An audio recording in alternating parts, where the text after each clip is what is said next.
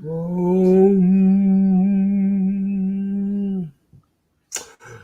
yo, ladies and gentlemen, what it do, people? Hey, you already know when that goes off, you know this show about to be on point. It's your boy Kstylz here, and this is another weekly episode of the Six Man Combo. So you get your chance to get your one-on-one time with your boy, the Six Man himself. Um, I was say, how are we doing this evening? Okay, that's enough. My apologies, y'all. I'm usually had that prepared, but it's all good. But I say, what's up to everybody? See how everybody doing this evening. You already know what we're about to do. We're about to go ahead and shout the people out that I see in here. Um, we got the nation in the building. We got Joseph Thornton, uh, Condor Bro, what's happening? Reggie C2K, YMOF Jamal, what is happening? What is happening? We got 12 people watching right now. Like I said, at the end of the day, we appreciate what you do here. As you look at the bottom of the screen, like I said, just follow your boy Just Kstylz on YouTube, Twitter at Just Kstylz 87, and Instagram Kstylz 6 Man. Hey, I see a more of y'all coming in here. Xavier Littman, Radiant Media, Anthony Jackson, Juan Carter. What's going on? I know y'all seen the title of today's broadcast. It's going to be, what do I think about? Who do I think going to be the starters on this offense? I said, let's just get right into it. I know everybody's getting ready for this Suns Clippers game coming on later today, so I'm not going to take too much of your time. But I want to give a shout out for this one. This actually came from a question from last week, and I have to shout out this question on offense to Mr. Motivator himself, Michael Walker's. Was it Saint 16? What's going on?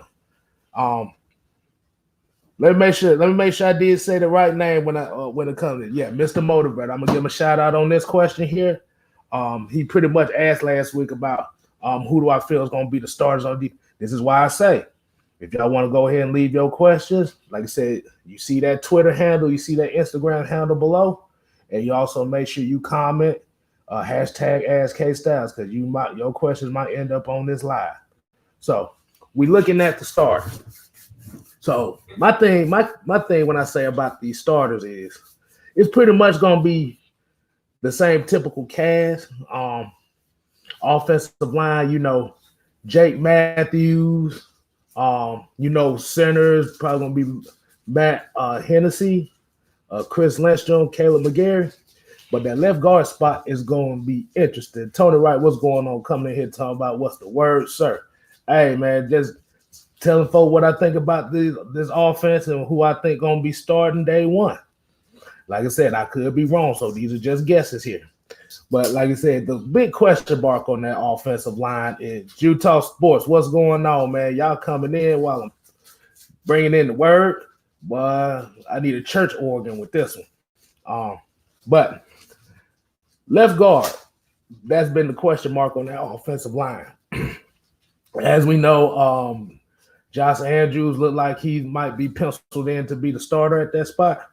I could definitely see that, especially with Matt Gano kind of being out for a little while. He might be out for the season.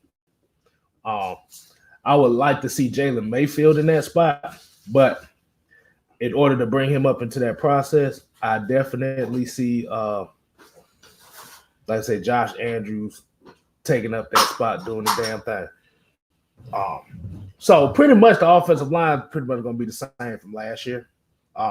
But like I said, you got battles at the center with Dahlman and Hennessy, but Hennessy looked like he's taking that spot real good. So I'm just glad to see them try to build that camaraderie, because as we know it, the offensive line is one of the most important aspects of your offense.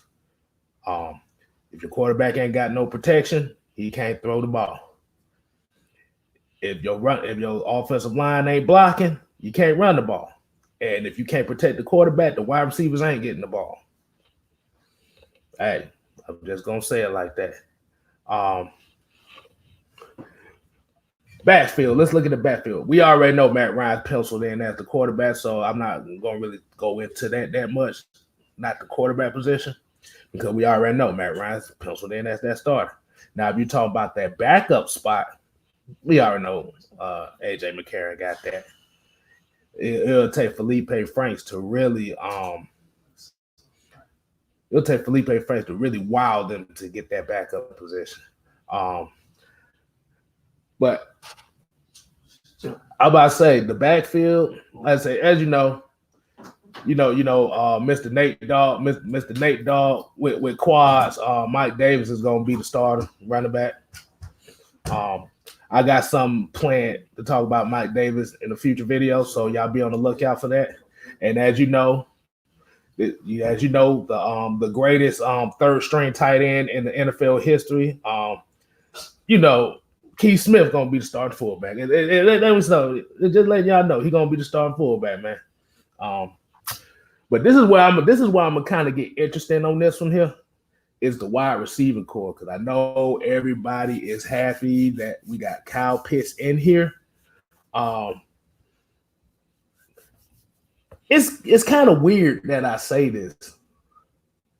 I think the way that they're gonna do this, like I say, it's so weird, because if you think two tight end sets, you don't really throw fullbacks in there that often with two tight end sets, especially if you're trying to run with two wide receivers.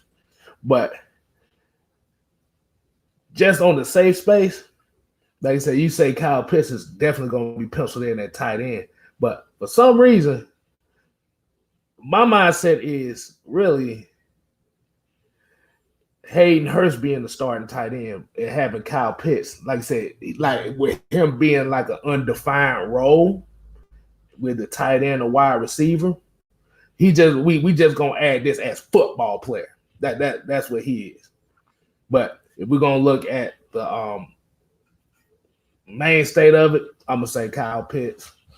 And the two wide receivers, and like I said, this is another spot, that number two wide receiver is another spot that is definitely up for grabs.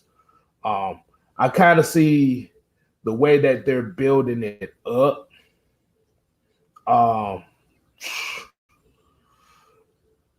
have a feeling that Frank Darby might end up at that number two wide receiver spot.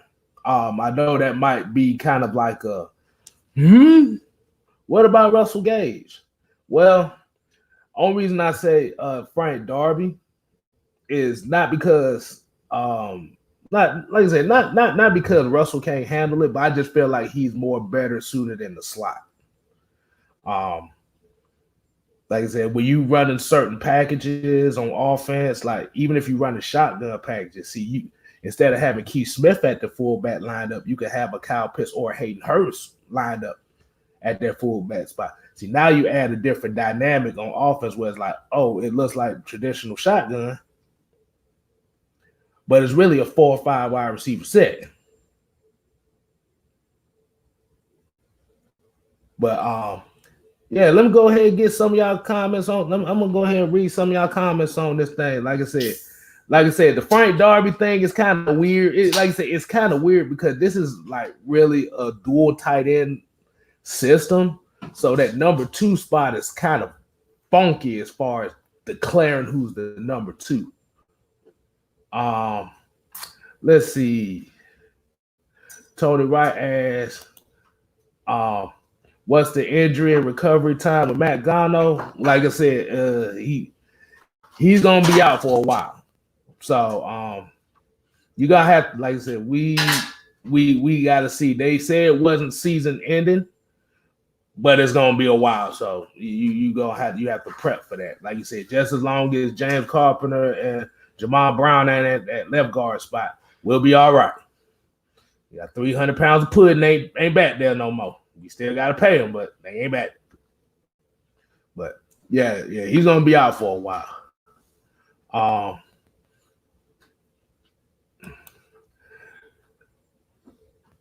Be number two, Russell Gage or Tajay Sharp. You know what? And I forgot all about Tajay Sharp. Let me go ahead and change that now. It depends. I think, like you said, if they're more comfortable with Russell Gage in the slot, it'll probably Tajay Sharp enough too. Damn, I forgot about Tajay Sharp. Hey, appreciate you reminding me too. I feel I had a brain fart there for a second. But hey, this is why we do at Atlanta Falcon Nation here is y'all teach us and we teach y'all. We all learn together. Hey, at the end of the day, man, that's what it's all about. Let's see what else. Yeah, Floyd Dolly. Yeah, Gano's a tough son bitch. Yeah, he is tough. But them leg injuries is nothing to play with, especially for an offensive line. They ain't nothing to play with. Fall Star Falcon said we're going to be dangerous point blank. Yeah, like you said, especially when you don't like, even though Kyle Pitts and Calvin Ridley is definitely going to be something that they're going to be paying attention to defensively. It's the fact that you don't like. It's not like a guaranteed. Oh, we know in this situation Matt Ryan's going to go to this guy, or when they need a first down, he's going for that guy. It's not going to be a situation like that because it's going to be a matchup offense, which means whoever the hell is open. You see a lot of the great quarterbacks of the past. That's the type of offenses that they run later in their career is usually the whoever the hell is open offense. But you also have to remember what also benefits for them too is that they definitely get the ball out in 3 seconds. Like I said, 1, 2, boom. 1, boom. 1, 2, 3, boom. That's how you prolong that quarterback for that season, and that's how you prolong him for the next couple years. Because you want to build that foundation, you want to build that basically you want to build that foundation to where if you decide to go with another quarterback in the next couple years, if you like, they're really high on Felipe Franks, so it's not even guaranteed they're gonna draft another quarterback. But if they do, you're setting the building blocks for something to be special 5-10 years from now, and that's what it's all about. Mr. Lee said Frank Darby might get the number 3 spot. Yeah, he could be the number 3 spot. Like I said, 2 or 3. Like I said, the way that they're setting it up for him, it almost seems like they're setting him up to be the number 2. Like I said, it'd be right now if I say Tajay Sharp, but I guarantee within week 8 or 9. If they feel like Russell Gage, because Russell Gage is set at the slot. Like I said, he's set at the slot. He can play outside too, but he's more dangerous at the slot. But if you're looking for a number 2, I think, like I said, it'll probably be Frank Darby, but it might be later on in the season though. It's kind of interesting to say that. Oh man, Wakando King, appreciate it. And like I said, shout out to all the moderators too. And like I said, you shout out Mad Mike Sports and Miss Maggie T in the background. They producing this evening, so I'll give a shout out to them and the whole Atlanta AFN family. And like I said, shout out to the moderators and the regulars that come through and show us some love. Yeah, hit that like button. Like I said, subscribe, share this to all your friends that's not subscribed to just Kstylz or Atlanta Falcon Nation. Definitely do that. But Wakando King asks, since God knows out, who's going to be that swing tackle? It's going to be Jalen Mayfield. It's definitely going to be Mayfield. That's the reason why they working him at guard, because they want him to get used to playing in those spots.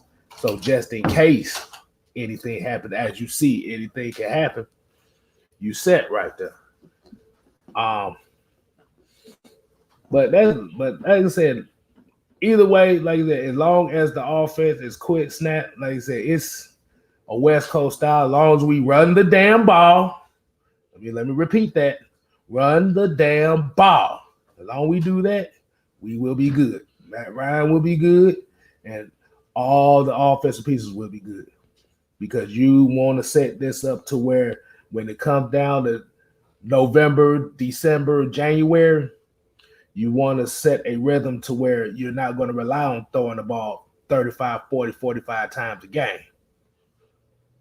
Because the last 2-3 years, we done threw the ball almost 670 times each of the last 3 seasons.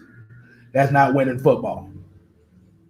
If you cut down them attempts by at least 100 and add at least another 100 on them rushing attempts, that's the balance that we need. Yeah, because I know y'all about tired of the Farmer Fran air raid wannabe offense. Let's see. Anthony Jackson got one right here. He says, as long as we place intensity on both sides of the ball and run the damn ball, we'll be just fine. Yes. That's all I say. Yes. That'd definitely be fine. Let's see. Ted Sports and Gaming. What's going on, homie? Appreciate you joining us, man. He said Gage getting at number 2. He hungry, but Frank Darby would definitely be the 3 or 4. Like I said, ain't nothing set in stone at that spot right now. So we gonna see. Like I said, it'll most likely be Russell Gage. But like I said, it's tough because I just see him as that slot, which is nothing wrong with that, by the way. There's nothing wrong with that. But I feel like they might want to go a little bigger on the other side.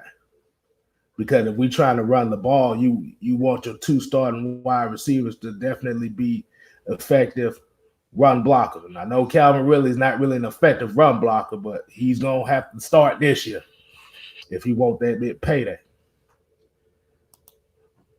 I'm going to give it – okay. Rated Media says Mayfield could be the steal of the draft. I agree with Darby being a late season asset. Yes, he can be a steal because you like I said, you basically got a mauler, a Power 5 mauler for less the price. So he already ain't got the pressure of starting immediately. So boom, there you go. Let me get one more. We're gonna do one more comment, and then we're gonna get to the next subject here. Saint said Trey not done putting more ice out there on the court, especially after last night's game. Yeah. If you notice now, he's been getting a lot of love from the media now, because he's basically shutting down the narrative that the Hawks lost in the trade with Luka Doncic. So he's shutting that narrative up and shutting a lot of folks up. But wait a minute, wait a minute. Is that Sean Harlow still? Goddamn, he's still on the roster. Wait, I need to look something up. I'm gonna look something up after him. Like, wait, Sean Harlow still on the roster? You see, I'm gonna have to raise the people's eyebrow on that right quick. Like, I'm gonna look that up right quick. But appreciate y'all. Let's go ahead and get to this next comment right here. Not the next comment, but we're gonna get to the next. And this is the one I'm gonna have fun with right here. Falcons starters on defense. This is gonna be the fun part. This is gonna be the we about to be happy Dean P side of the game on this one. And this one right here, this question, I'm gonna give a shout out to Kenan Macon for this one. Like I said, this question came from last week as well when he said who the starters on defense.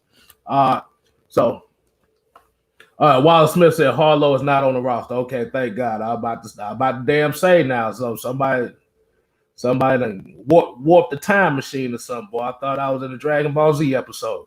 But like I said, shout out to Kenneth Macon for this one. So Falcons started on defense. Now we know Dean Pease and we know the type of defense that he likes to run. It's kind of a multiple front set, but it's usually based off of a 3-4 defense. But what I would say is I see the trend. The trend is going with a lot of these teams now that they're going more of that 2-4-5 look. As most people might not know what 2-4-5.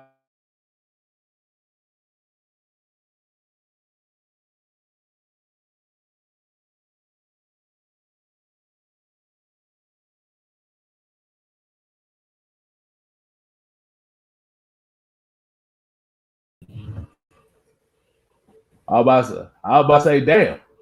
I was about to say them. I about to say them motherfucker came in already trying to shut me down. What the hell was that? All right. All right, now back to the story time, children. Here we go. Yeah, so we know DPs, like I said, that 2-4-5 is becoming kind of a new trend defensive wise. Like I said, 2 down linemen, 4 linebackers, 5 defensive backs. Yeah, but I'm about to say, man, Mike about to come in here and say today, man, they trying to kill you, brother. They trying to kill your brother Stream already. But as I see how this is going to happen, is we already know Grady Jarrett's going to be on that damn thing. We already know he's a staple of that defense. And Mr. Lee said it right here. Like I said, I think Marlon Davidson is going to be Marlon Davidson and Grady Jarrett at that defensive line.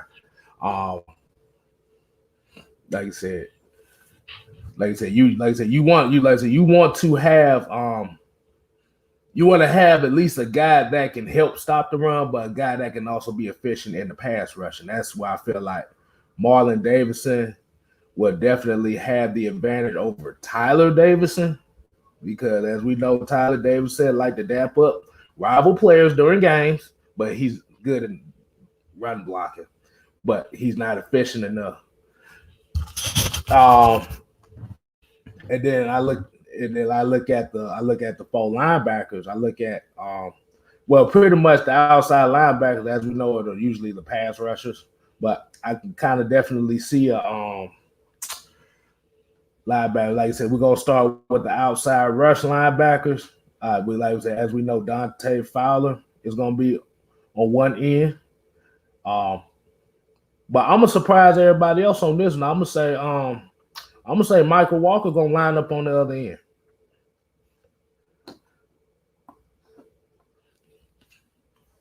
I'm like Wallace Smith said, 2-4-5 is a nickel defense. But the reason why I'm saying a 2-4-5 is because, like you said, with the reports of Isaiah Oliver actually kind of being like that big nickel corner free safety. Like I said, you want Richie Grant back there too, because you're going to need his playback, especially now that people are putting this big comparison. They're comparing this guy to Brian Dawkins right now. So you want to have that type of playmaker on the field at all times. And you need Harmon at strong safety because you need that veteran leadership. So, like I said, it pretty much is going to be, like I said, it's pretty much going to be a 3 safety look. But with Isaiah Oliver being a solid tackler that he is, it's almost like a 3-4 defense. Because as we know, especially when Isaiah Oliver had moved to that nickel corner spot last season, you saw his game go to a whole nother level. Like I said, as you know, he's very physical, so it's like another linebacker, but he's light enough to where he can help in coverage. Only because a lot of teams are 60-40 when it comes to passing out. That's 60% passing, 40% running. A lot of teams are doing that now. So you want to have the best athletes out there as much as possible. And this is where it goes to the linebacker, where I say the middle of the field is going to be Fourier and Deion Jones. You could sub in Brandon Copeland here and there. Like I said, you got an Errol Thompson. You could put Eric Harris at that middle linebacker spot if you want to add some kind of complexity to the defense. But like I said, it's not. But the thing is, it's not going to be just, it's just going to be 4 linebackers going all the time. That's why I said that's why we got a Barkevius Mingo.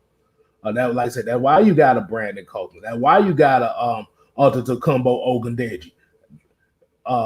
That's why you got all these guys, because it's sub packaging. It's all about plugging in guys at the right spots and at the right part of the game. But yeah, interior, like I said, I was more so at first. I was more so on Fourier kind of being outside, but then I kind of looked at it again.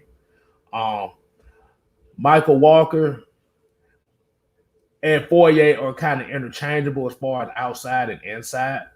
But I think Michael Walker has a little bit more of the athletic upside. And Fourier damn sure got it. But I think Michael Walker is more of an athlete than Fourier. But he could work on the inside. That's why I said you're going to need Marlon Davidson to kind of step up, because the way this defense is going to be, the interior defensive linemen are going to have to hold the point of attack for these linebackers to flow.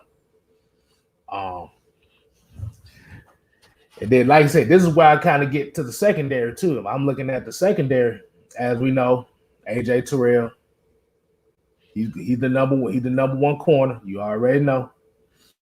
I think number two is going to be Fabian Moreau. I don't really see, like I said, I don't really see nobody really challenging for that number 2 spot. Not right now, anyway. And then this is where the meat and potatoes, and like I said, this is where the meat and potatoes of the defense go. Like I said, the 3 safeties is going to be strong safety Harmon, free safety Richie Grant, and big nickel Isaiah Oliver. Like I said, the main thing about this defense is they're going to have to tackle in the open field. Because if they do not tackle well in the open field, it's not going to work. Like I said, remember, we done came through being the 5th worst pass defense in NFL history. Let me rephrase that in the Kstylz way. We were the Suki Hana, Amber Rose, slut walk defense. We done with them days. We don't want to see that no more.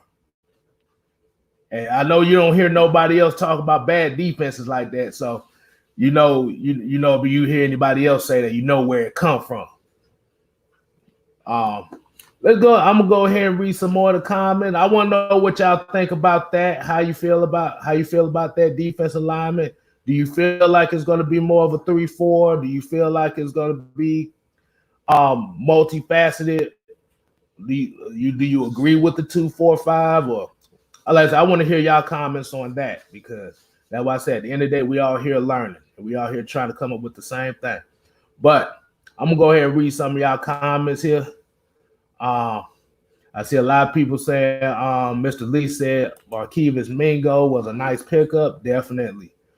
Because at the end of the day, the free agent pickups were guys that were veterans. So you're mixing veterans with the young guys, and that's all. And like I said, that's all going to do nothing but make the team better, because the young guys need as many veterans as they can to help speed up their maturation process.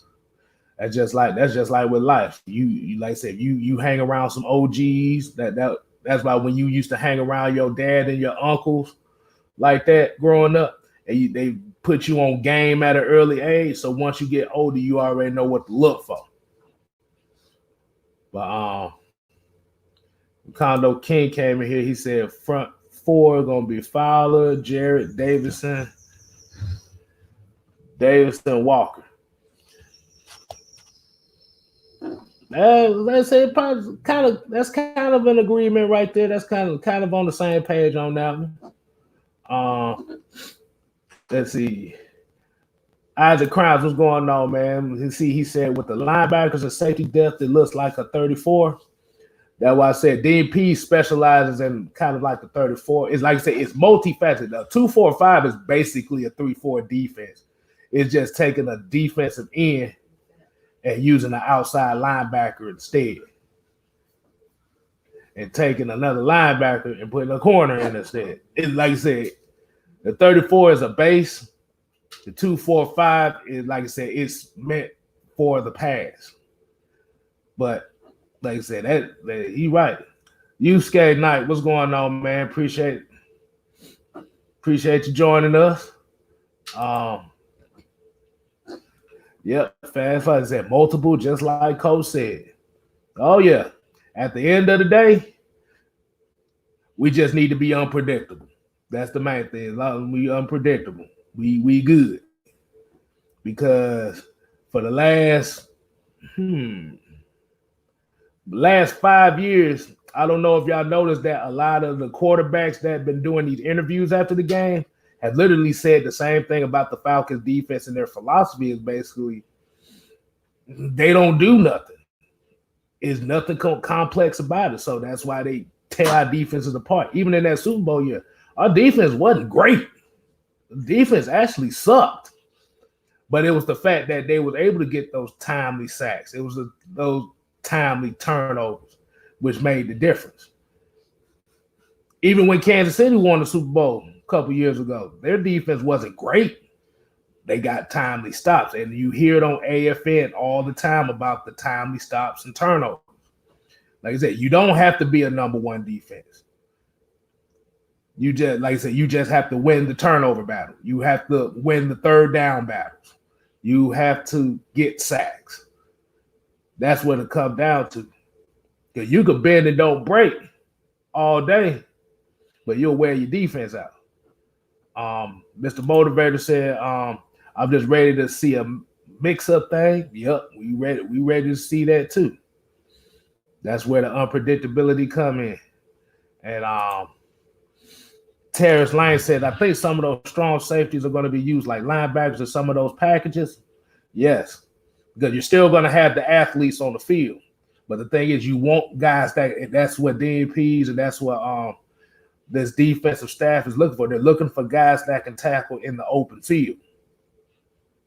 I'm going to say it for the folks in the back. You must be able to tackle in the open field. All right, we good on that. We good on that. And then Isaac Crown came with another one. He said, I like the competition factor Coach Pease has brought. If and when injuries come, we should be good. Yes. And that, like I said, that's where the substitution packages come in too. Like I said, you're letting everybody get a chance to get some snaps. So when it comes down to it and they need to step up, they're going to be confident enough to make those plays. Ghost Pepper say, if the Falcons rank anywhere in the top 20, I'll be pleased. Boy, I'll tell you this, like I ain't even gonna put a number on that top 20. I say if they did better than last year, I'll be pleased. In certain categories. The only reason why we was top 10 against the run, because teams was like, why run when we could just pass on their ass? That's what I want to see. Like I said, Isaac Crowd, what to do, man? Okay, if this one decides to come up, there you go. Tony Wright said, I like our 2021 draft class and some undrafted free agents. Outside linebacker Kobe Jones, Mississippi State, and Errol Thompson. And Errol Thompson is actually one of my favorites as far as the undrafted free agents myself. Because, like I said, he is one of those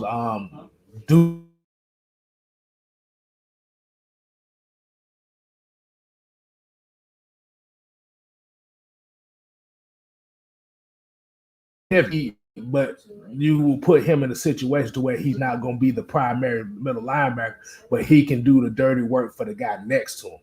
Like I said, that's why I'm ready to see these preseason games, because I want to see these. I want to see these skill sets get put, even though it's not going to be against no starters, but you still want to actually see what these guys can do, especially in an NFL type environment. Angel Green, what's going on? Like I said, that's the princess right there. Like I said, y'all show her some love. Oh man, wait a minute. Macondo King says 53-man roster is going to be interesting. How many D linemen and how many linebackers? Ooh, boy. Yeah, it's going to be interesting because you're going to at least need about 9 rosters. Let me see. You're going to need about 7 defense.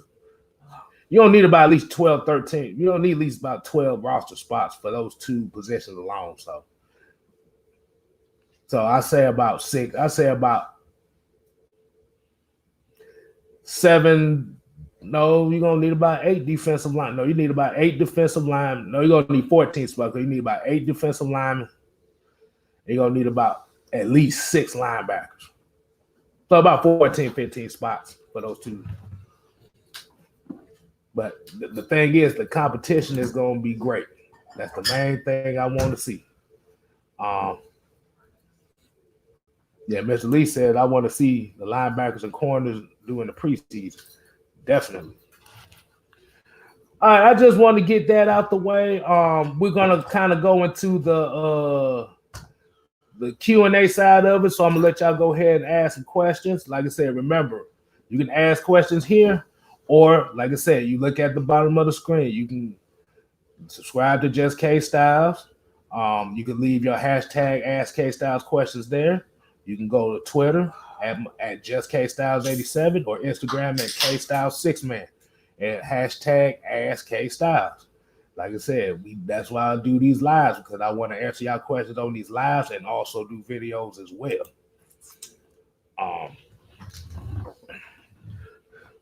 So let y'all go ahead and get y'all questions in, man. See what you got for me. I'm gonna read y'all comments while I see some couple questions here. So Ghost Pepper says, if we can get 8 to 10 sacks out of Fowler, I call DP's hiring a success under any circumstance. Dan Speed Quinn was just incompetent at creating a pass rush. I was about to say Mike came in Jesus mode right there. I was about to say, oh Lord. But I'm gonna keep it real with you. I don't give a damn if he get 8 to 10 sacks. Like I said, they just need to get sacks. Like I said, this might be one of those defenses to where they might not, like, if he gets 8, that's good.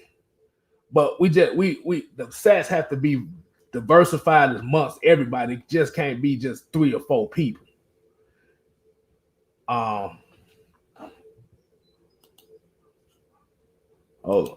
Oh, I had to read something right quick. My bad, John. My bad. I had to read something right quick. But yeah, the problem with Dan Quinn was his defensive mindset was based on the reputation of the Legion of Boom. That's what that was. And the problem was he didn't have the type of players the Legion of Seattle had at that time to make that defense work. Because as far as them being fast and physical, they had defensive linemen that were dogs. Bro, what the? Hey, Mike just letting y'all know he here. He letting you know he here. My bad, bro. I don't know. Like this boy trying to make me come on today. My bad. God, Lee. I'm just Hey, I'm about to say this is the Q&A part. I done got most of my stuff out the way. This is the last few minutes of it anyway. I'm about to say, boy, you might well come on, boy. I'm about to say, they see that Falcon logo popping in and out, boy. They think afraid the Falcon gonna come in there. Hey, wait, bro, what in the world? Hey, bro, this camera trying to make me come on, bro. I'm like, I'm trying to get ready for the game. So Eric McDowell came in as who's playing strong safety? Deron Harmon. What do you think about that, Mike? Like I see Deron Harmon as a strong safety. Well, actually, I think they're gonna have 2 strong safeties. It's gonna be Deron Harmon and Isaiah. And the way that they're gonna play it, some little way, but it's only gonna be like it's gonna depend. But I know Deron Harmon's definitely gonna be the main strong safety. Oh, absolutely. I totally agree. I think Isaiah Oliver has the makeup to be that wild card on defense that I was talking about. You're going to see him at corner, all the corner positions, all the safety positions, because that's what you want as a defensive coordinator, a guy that you can play with. Like you just move around like Deion Jones, guys like Isaiah Oliver that has that, that ability to kind of go from, sideline to sideline, do all types of stuff. Right. Oh, wait a minute. You know I got to answer this question. Mr. Lee just came with the question. You already knew where I was going with it. How do you feel about the rookie DN from Notre Dame? If a lot of people don't know how to say the name, let me say it again. Antetokounmpo Ogundeji. That was okay. That, or if you don't want to say all that, just say, "Hey." But he was one of my favorite players coming out the draft too, because the one thing about this guy that a lot of people gonna love is he, like I said, he's a hand fighter. He, like I said, he knows how to kind of get guys off of him. Because as much as they say about Kyle Pitts and his wingspan, this boy Ogun got a wingspan larger than his. So he know how to keep guys off of him. That's the main thing. And that's what I like about him. And he's good against the run. But that's what we've watched tape on him together, and that's the first thing that jumped out to both of us. Was like, man, his hands, like he's one of those defensive linemen like you rarely see that can keep offensive linemen off of him. And anytime you can keep them big goons like Caleb McGarry and Jake Matthews off your body, the better you're gonna be. That's what I like most, and he's a relentless pass rusher. But what jumps out to me, like Kevin say, man, that dude, his hand play is just electric, man. I love his hands. Right. Kerry Calamia, what's going on? Appreciate you joining us. Hey, Paul Durant. I'm an admin, all right? Exactly. Y'all go to Facebook, Atlanta Falcons Nation. She is the woman that pretty much keeps that group, in check, man. I love Carrie, Brandon, all you guys in the Atlanta Falcons Nation that keep that group going, man. We definitely love you guys. Right, definitely. And Wallace Smith says, how many sacks do you think we'll get this year? I say we get at least 38 sacks this year. Yeah, I see about 38, 35, 38. I can't go over 40. I say about 30. I'm about to say I'll raise you 5. I'll say about 40 to sell. But the thing about it is, I feel like you're gonna have at least 2 guys with 10 plus, and you're gonna have everybody else about 5. That's what I'm hoping. But I know that I really think that you're gonna see a Dante Fowler resurgence. Like I really believe that. That's like he's motivated, he wants to prove himself. To show that, last year was all about injuries. I can't deny it, but nobody really stood out outside of Grady Jarrett. Like Grady Jarrett, the freak of nature. Like nobody on that defensive line stood out. Nobody. So I think it was a scheme and injuries with him. Right. And it also didn't help the fact that he didn't have a cleanup man. Right. Tweety Bird. But the games when they played in together, they were pretty good together. But Tweety Bird couldn't stay off the damn injury list. It wasn't even just that. I think his problem was more so like you seen him bull rush, but when the bull rush didn't work, he kind of got disengaged from the game. Right. Remember that? I'm gonna give everybody that's watching here a little story here. The AFN crew watched a few clips from the Detroit game. Jarvis Williams, what's going on, man? Appreciate you coming in here, getting ready for this story time I'm about to tell. So basically, the Falcons did a stunt. Mike, you know where I'm about to go with this. Oh, yeah. And a lot of people might not know when you look at certain plays. Okay, let me see. Okay, hold on. This is Alec Bailey, and this is Tad McKinnon. So basically what happened was Alec Bailey, he crashed in to take 2 offensive linemen, and Tad was supposed to win the other way. He's supposed to stunt around. Yeah. But what happened was when he crashed, instead of attacking on the stunt, he half-assed the stunt and Alec Bailey ended up getting thrown on the sideline. Mm-hmm.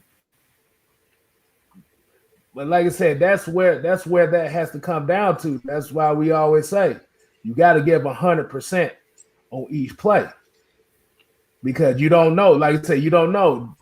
You might not get the sack that one play, but that one play that you didn't attack from, you could set up to get a couple sacks later on. And this is what we got on Tad McKinley's ass about, or Tweeterberg about.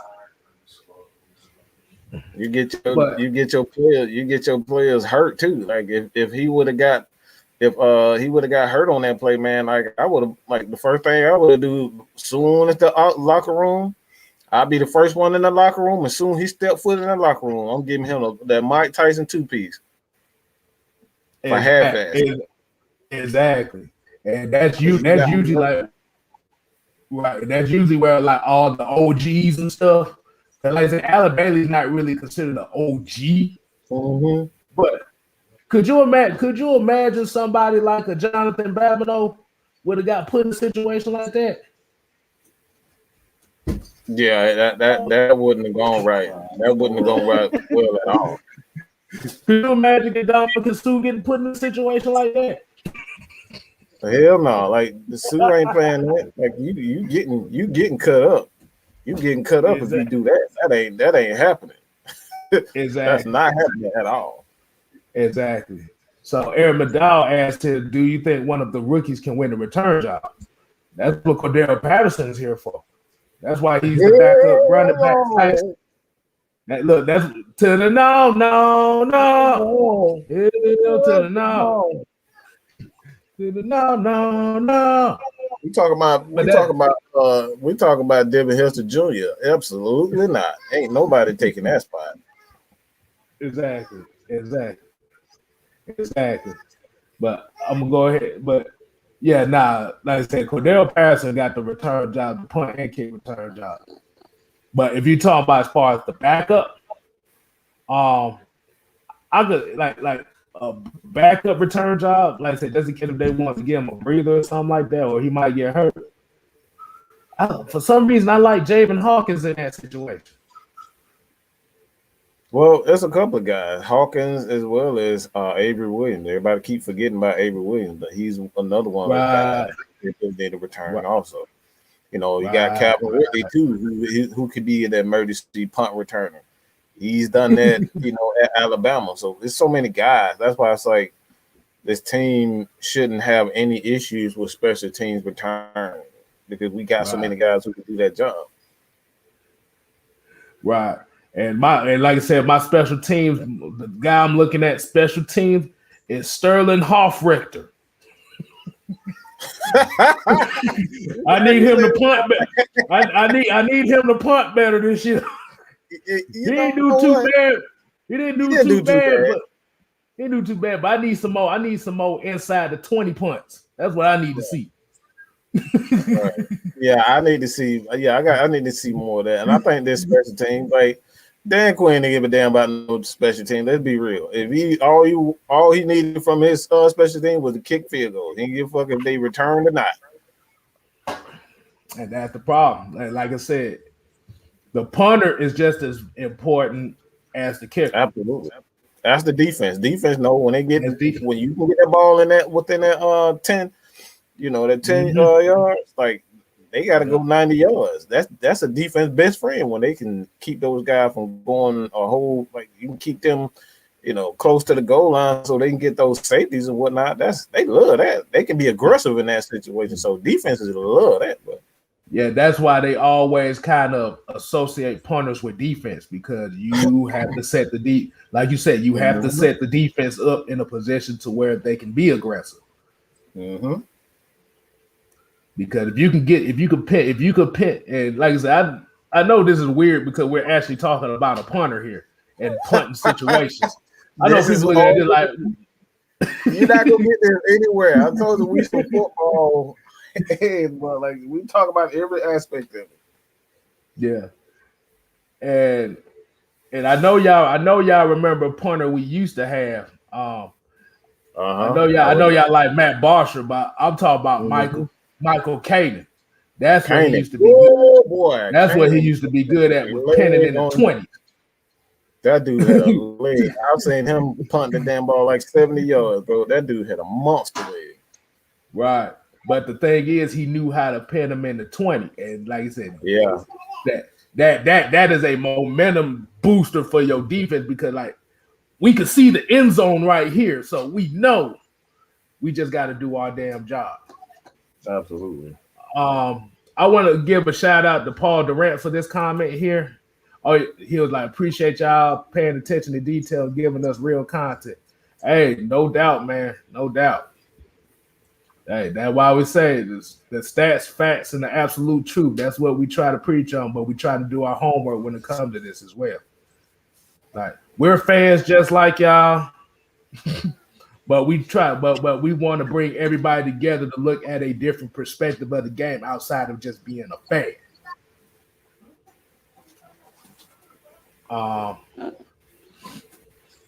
Antonio Holloway. Yes, you don't sleep on special teams. Like I said, I pulled a stat up a couple weeks ago about the San Diego Chargers, who did not make the playoffs. They went 9-7, but they did not make the playoffs. They was number one in offense, number one defense, dead last in special teams. Dead last. Can't win without special teams. You cannot win without special teams. Can't win. And which is crazy. Which is crazy because everybody look at special teams as a joke, but it's like, dude, field position matters. But let's take a deep dive into the New England Patriots. A lot of people think the Patriots defense was one of the main reasons why they was winning those Super Bowls, and that's far from the truth. The reason why they won those Super Bowls because guys like out of Vinatieri, who was kicking those long ass field goals to get them, because Tom Brady wasn't spectacular in Super Bowls. He was never spectacular in Super Bowls. So like even the Super Bowl with the recent one with the Rams, like they had 13 points. They don't win that game if they don't have a good special team, because like the defense was doing okay, but but the offense wasn't really doing anything. They got them in field goal position, and they special teams pinned the Rams. When they return game, you got guys like James White. They even put him in on returns. A lot of times, so they take their special teams seriously. That's why they win. Exactly. My bad, Mike. I'm sitting here trying to look at who was the punter for the Patriots at them years. I know. Yeah, Josh Miller. Because they remember they had Josh Miller, Allen. Yeah. But those guys specialized in trying to pin you close to your goal line as possible. They had one of the best special team coaches in the history of the game. I forget his name, but like this guy been like he's older than Bill Belichick. He's been teaching special teams, and they brought him out of retirement, to be specifically work for them. So like Bill Belichick he's one of those guys that he does not take special teams lightly, and that's one thing that I always say will really, if you want to say aided in the decline of the Atlanta Falcons, or the lack of our special teams. Like we had good field goal kickers, but the special teams we've seen plenty of times where in the third, fourth quarter when they needed to get when the opposing team needed to get a big play from their returner team, we couldn't even tackle on special teams. They got like to the 40-yard line and made it easier for their offense. We've seen that plenty of times. Right. And Walt Smith says, "What do you feel about special team coach Maurice? Did you see the Dallas game last year? You can't do no worse than that. You can't do no worse than that. You can't do no worse than that. No, absolutely not.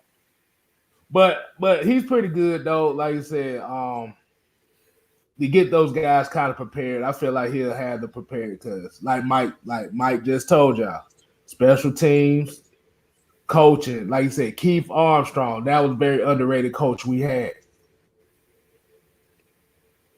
Make sure I said the name right. Yeah, he was very underrated coach we had. Like I said, we didn't have returners that was fair catching. We had fair catches and stuff like that.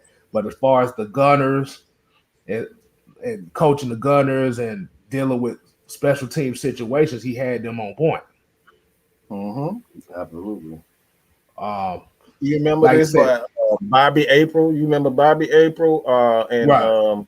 Dan Reed's son-in-law? I forget his name. It'll come to me, but those guys was like they had our special teams on point for decades, man. Like we've always had a great special team. In fact, Dan Reed's son-in-law, he was the one that was, I believe, when he was fired, he was the one that they kept over, the special teams coach. So right. That tells you how valuable the special teams is.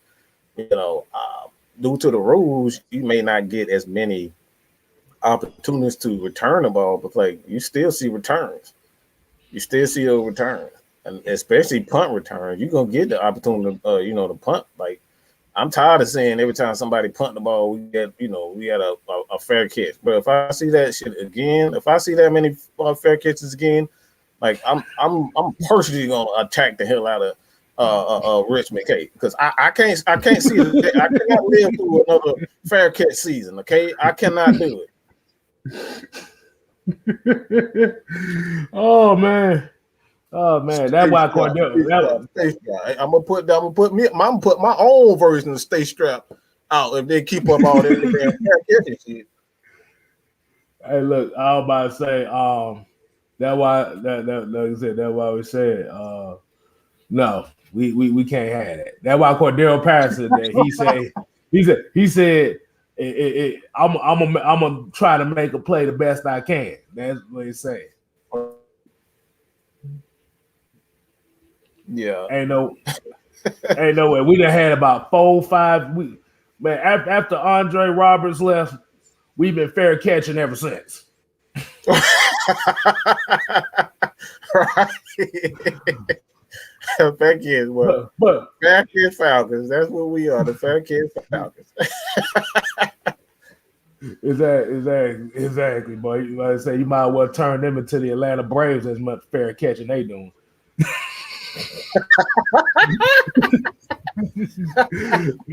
Sean in here talking his Matt Ryan shit again. You already know how that Matt Ryan have his left testicle. He said put Matt Ryan on special teams. Yeah, that's give Matt Ryan his left testicle, Sean. That's all you're talking about is Matt Ryan. I know there's another player on the team, okay? Woo, boy. Wall Smith. Oh, wait a minute. We got a super chat here. We got the $4.99 super $4.99.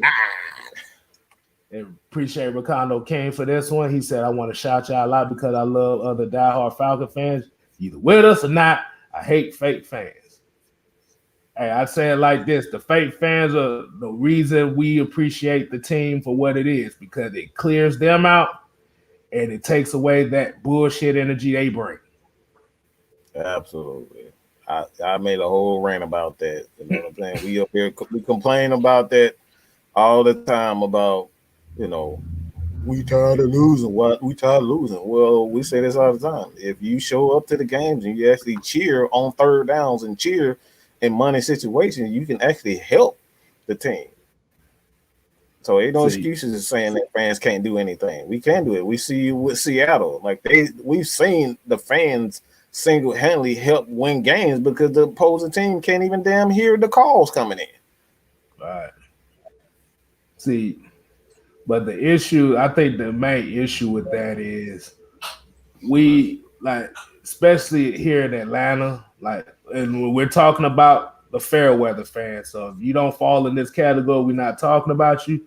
But it's kind of like one of those. I don't want. About say they shooting a music video over there too. Disco Inferno. Burn, baby, burn. Disco Inferno.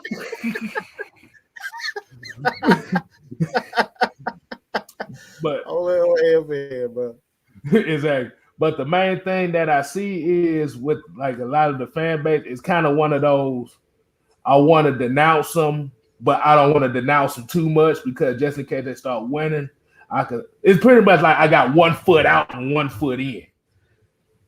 And that's the issue, is because people use the same thing as I'm tired of losing. But if you're tired of losing, what is one more year? If you went through the whole losing process and you talking about you tired of losing, what's one more year? I mean, like you say, it's a process. Everybody's not guaranteed to have a winning season every year. But you have to make sure, like you said, what Bill Belichick, Randy Moss say, good players cannot overcome bad coaching. Absolutely. Well, you saw it. This is a perfect example. Go ahead, get that, Sean. Get that. Sean Jones, $20 Super J said, "This is my favorite show on YouTube. Y'all guys keep up the good work and don't pay me no attention. We're gonna pay you some damn attention, bro. You gonna get it. You gonna get this 5 minutes of fame. You know it. You bring it up yourself. You gonna get that 5 minutes of fame. But the thing is, he's a day one for us. So, like you said, that's why we could tolerate his Matt Ryan usual stuff. It's usually funny, so that's why we keep him around. Right. But the main thing is he don't disrespect nobody. That's the main thing we do not tolerate. Right. He only disrespect man. I can deal with that. you don't disrespect nobody on this panel or nothing like that, because now you really get the 5 seconds of fame, and that's not coming just from us. That's gonna be the people in the chat ready to get on your ass. So if y'all new to this, y'all better come correct. Tony Howard said, "Pass the peas like we used to do." Appreciate that, Sean. Appreciate it, bro. Appreciate it, Sean, man. Like you said, he a day one, so we cool with him. Radiant Media says, "See you guys for Friday Night Madness." Oh yeah, Friday Night Madness is gonna be on point. Somebody still got that 5 seconds. Somebody we've been having a lot of trolls lately, so somebody might get their 5 seconds of fame. Exactly. That's why I said we've been getting a lot of interesting characters on the Friday Night Madness the last month and a half. So y'all get ready for that, boy, because I'm expecting some more. And we got money. We got one. Exactly. Yeah, well, we getting them all over the place. We getting, like I said, we getting people I don't even like. They just showing out of nowhere. Like, where are you coming from? How do you guys even find this? And the thing about it is, it's worse on Twitter. It's worse. Yeah, it really is. It's worse on Twitter.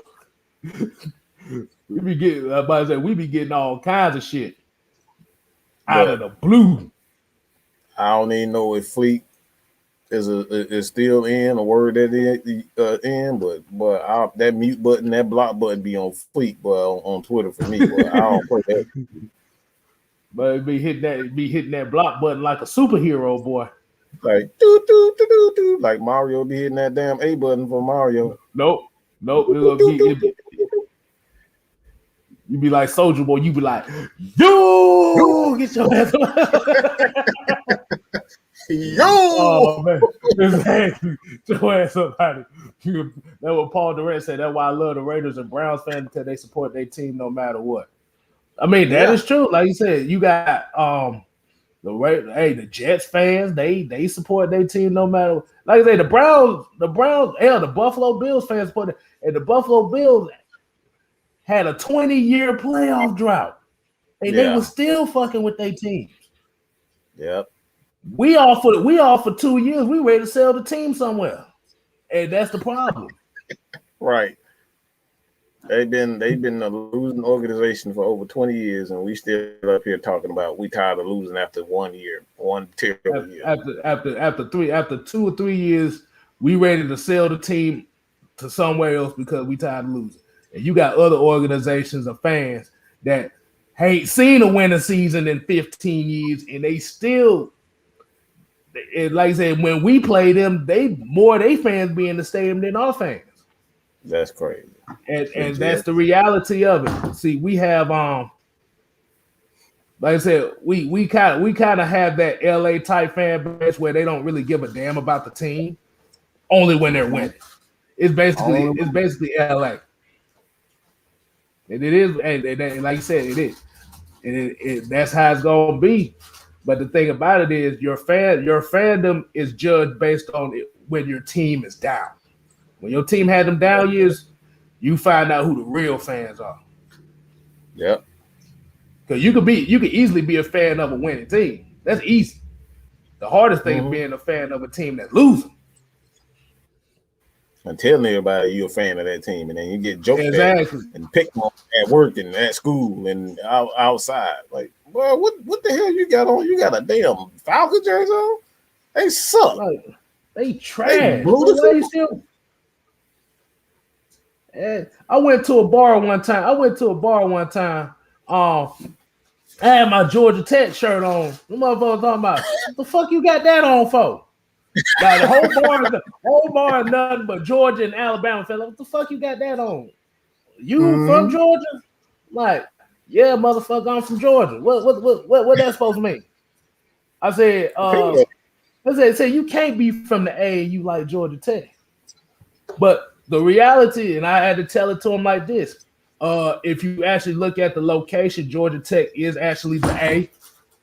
Yeah. Get your facts right. It's like before Georgia, the main reason why Georgia Tech, isn't as big as they once were, especially in the early 2000s and 90s, is because they hired Paul Johnson. When they hired Paul Johnson, all that shit went like straight to the trash.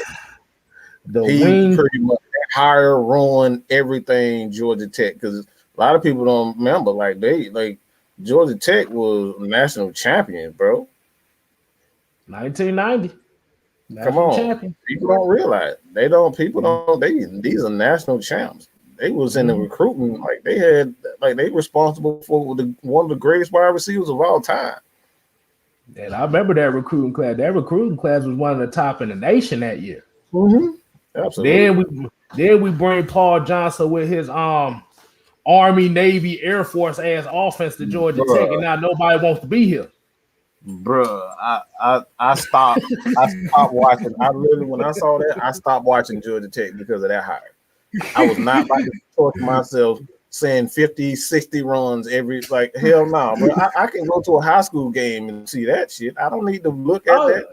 Exactly. I can go to North Atlanta High School or Stevenson or somewhere and watch that goddamn shit. I can watch that. I'm like, what the fuck? I'm like, man, bro, like I said, you won't know a true fan if you sitting here watching a team that runs the ball 70 times a game and throws the ball 5 times a game. Bro, are you still a fan of that? You can't get like I said, you can't you cannot question nobody's fandom if you're a Georgia Tech fan. Because in all honestly, just knowing that we the little brothers of Georgia,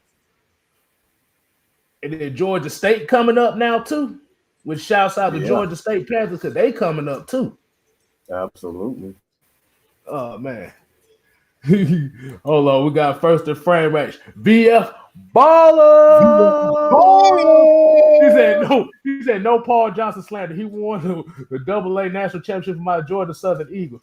Hey, he did good for your Georgia Southern Eagles, but he ain't do shit for my Georgia Tech Yellow Jackets. Fuck Paul Johnson. He destroyed that.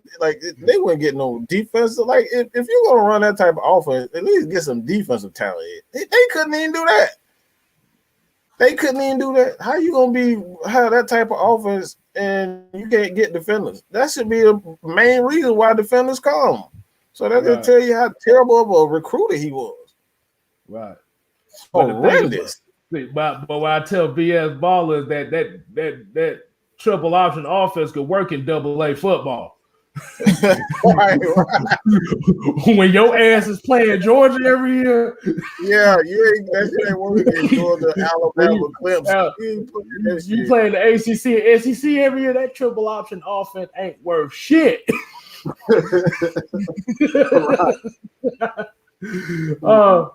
But yeah, Georgia Southern is coming up too, and like I said, hey, like I said, shouts out to Georgia Southern as well. I mean, like I said, you got like football here in the state of Georgia with all the colleges, everything is getting better now. Like I said, absolutely. Well, I ain't gonna talk about Coach Kirby Smart and stuff like that, but like I said, they the big brothers of college football down here in Georgia, right. Bulldog. But you look at Georgia Tech coming up, you got Georgia Southern coming up, you got Georgia State coming up. It's big. And then, like I said, even shouts out to Clark Atlanta. Like I said, they doing a little thing here and there too. It's a lot of openings in football at the moment because a lot of these big schools they can't get all the guys. Like it's a lot of terrific athletes that's not. They're not getting the opportunity, and then you look at, the scholarships that are available. The full ride scholarship that are available. It's like you're not getting that. A Georgia doesn't. You're not gonna get a lot of that from Georgia. A full ride. Right. You'll get a full ride for Georgia State, Georgia Southern. That's why they're coming up because these athletes know that they're gonna get a full ride. They don't have to pay for anything. Right. So that's why those guys are coming up. Right. And like I said, Sanchez Low, we see them Hawks, man. Like I said, they proving the world wrong. And like I said, now the world is kind of looking at the Hawks now like, wow, we didn't know this was down here. I got one song that come to mind and everybody know I'm a Pac fan. I love the house of Pac. Every time I see Trey Young, boy, I say ambitious as a rider. Not like I gotta see that shit. He that smirk on his face, boy. It's just like that's all I hear is ambitious as a rider. That man, like that dude, like you don't want to fuck with. That's all I hear, boy. That man said, "Y'all don't want to fuck with me, boy." Trey doing his thing, man. But I always believe that dude, man. That dude, his swagger is different, man. He got that Kobe Bryant, like Michael Jordan, Shaquille O'Neal, Kareem Abdul-Jabbar, that swagger, that magic swagger. They know they good. It ain't nothing you can say to them that's gonna say, bitch, I'm not that one. Like Trey, you can see it in his eyes, his smile. The way he on the court up here shooting 30-footers with confidence. Like how many players that can shoot 30-footers and then smile and then turn around, even if he missed the motherfucker, he gonna turn around and do this shit again. People right now. Well, y'all about to say that last game. Technically, he didn't shimmy. I looked at it again. He shrugged. He did because it was like he shrugged. He didn't. He didn't shimmy. He shrugged because he was looking like. Like y'all really y'all really gonna leave me open? Okay.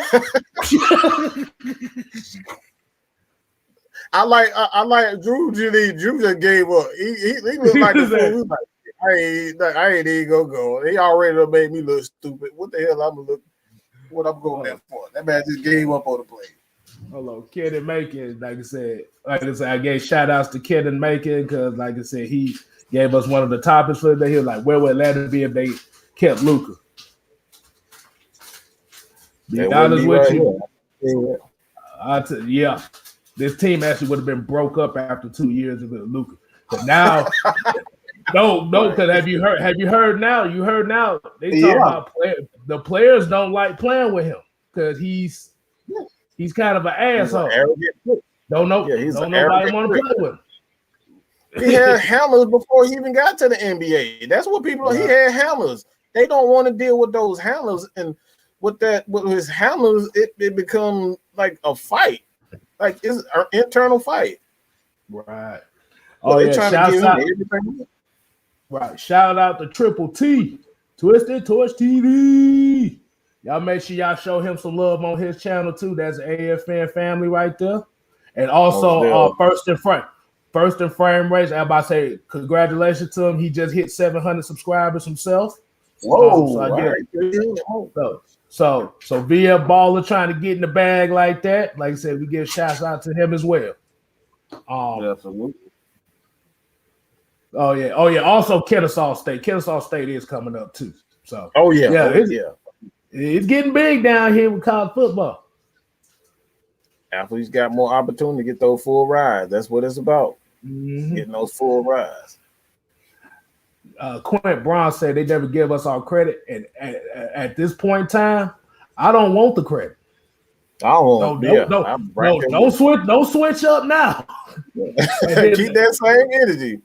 Hey, and then have you noticed too that all the Hawks fans that said Trae Young sucks, all of a sudden are now on his dick? Did y'all realize that now? That was the basis of my. That was the basis of my rant. That was the basis of my rant. You want me to keep that same energy? No, you keep that same energy.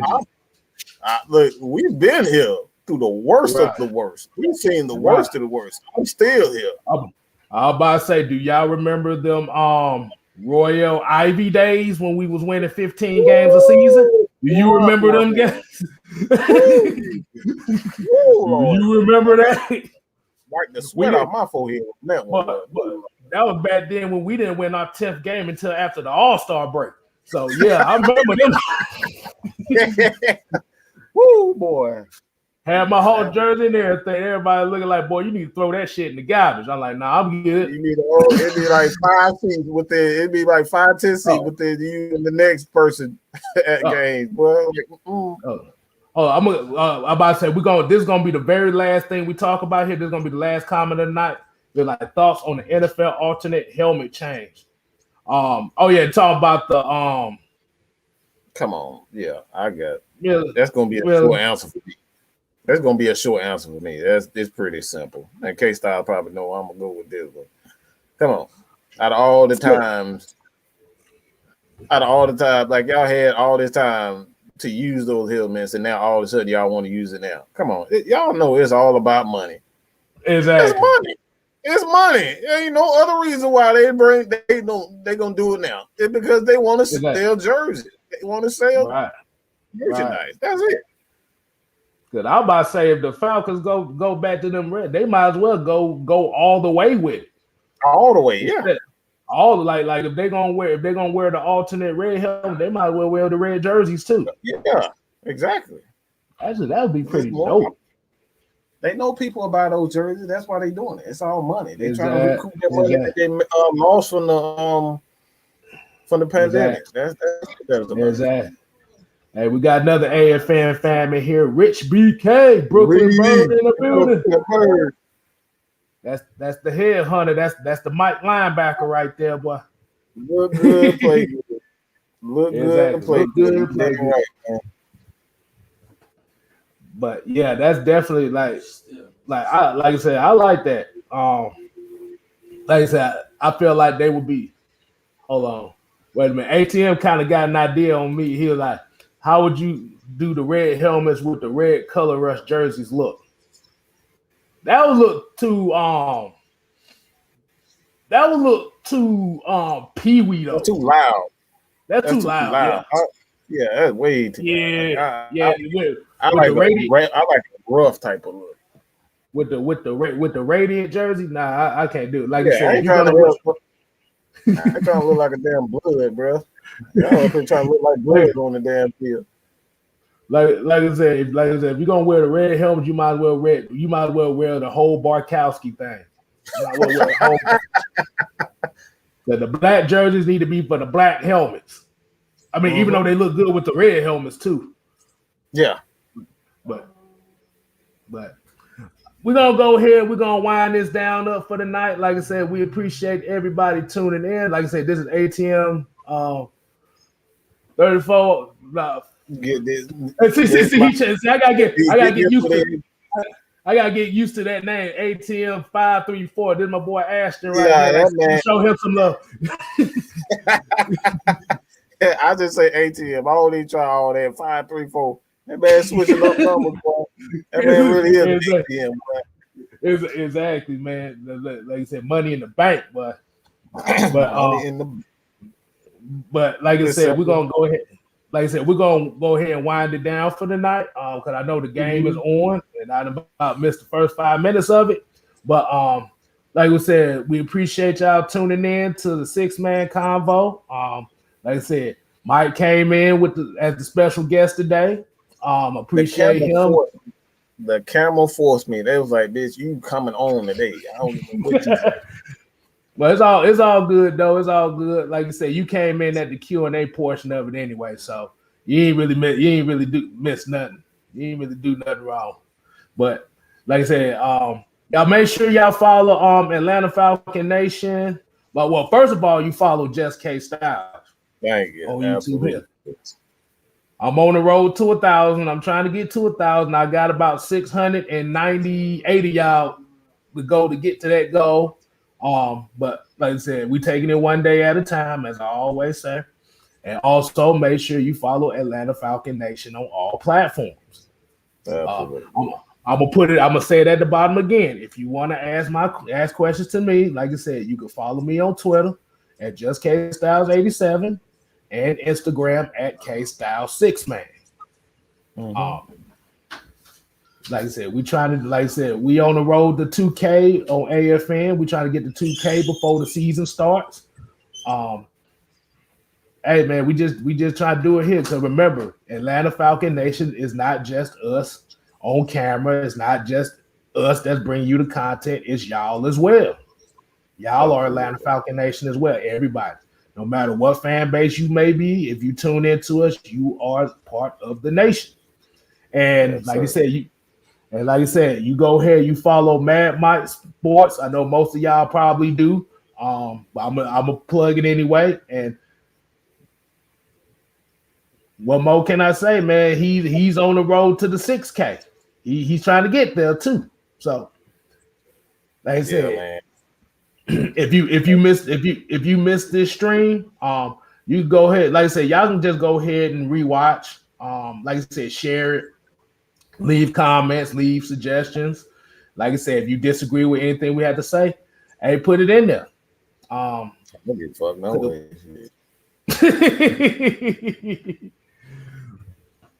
But also, like I said, peace and blessings to everybody. I hope everybody enjoyed the show today. I hope everybody have a good night. Go Hawks tomorrow night. And like I said, Atlanta Falcon Nation, we ain't here to play, but we here to stay. And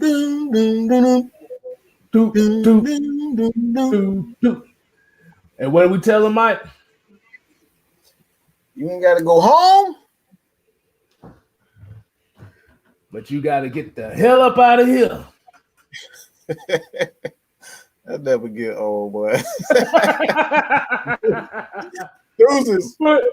Baby.